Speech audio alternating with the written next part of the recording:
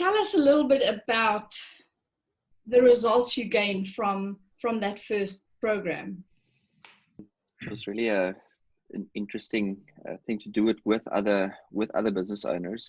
That really made it interesting. You're not just going through a course and going through a worksheet, but you're actually discussing business challenges, which made it quite exciting. The course itself really taught me a lot how to organize my to-do lists, how to organize the time that you have in a day. There's a lot of skills that we learned through the course, which has definitely contributed to the road after that. Fantastic. Dirk, for you, that first experience, were you ready for it when it started?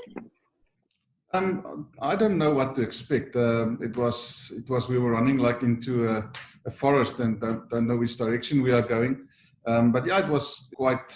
The stuff we learned in the programs was amazing. I mean, I think we just got it at the right time, and we're still doing everything ourselves. So the art of delegation was for sure one of the most valuable lessons for me, and also to prevent and solve problems. That lesson as well contributed a lot to our business.